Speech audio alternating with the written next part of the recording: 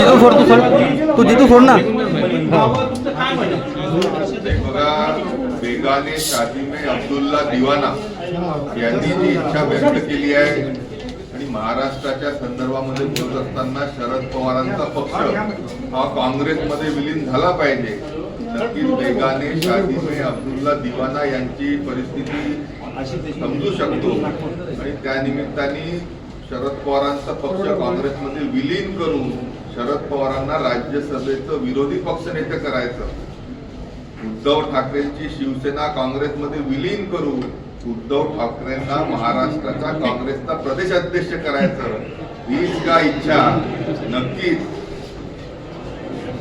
बेगाने शादी में अब्दुल्ला दिवाना यांची असू शकते आणि त्या अनुषंगाने त्यांनी हे स्टेटमेंट केलेलं आहे. तुम्ही इतकं मोठं वक्तव्य, आधार काय आहे, कुठल्या आधारावर तुम्ही असं हे वक्तव्य नाही बघा, उद्धव ठाकरेंचे खासदार असो किंवा शरद पवारांचे खासदार असो, हे भारतीय जनता पार्टी किंवा एकनाथ शिंदे किंवा सुनेत्राताई पवारांच्या पक्षामध्ये जाण्यासाठी अतिशय मोठ्या प्रमाणात उत्सुकता आहे.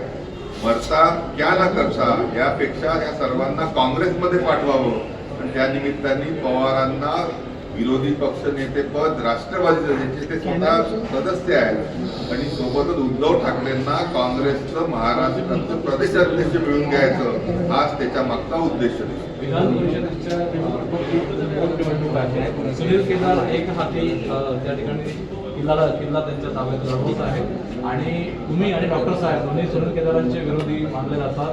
ही निवडणूक जिंकण्यासाठी तुमची ताकद कशी आहे त्यांच्या विरोधात?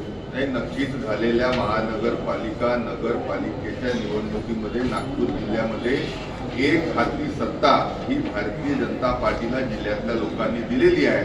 प्रत्येकच पक्षाचा नेता त्या निमित्ताने आपला उमेदवार निवडून येण्यासाठी प्रयत्न करतो, पण जवळपास 80% जास्ती मतं घेऊन भारतीय जनता पार्टीचे डॉक्टर राजीव पोद्दार हे या MLCच्या निवडणुकीमध्ये जिंकणार म्हणजे जिंकणार.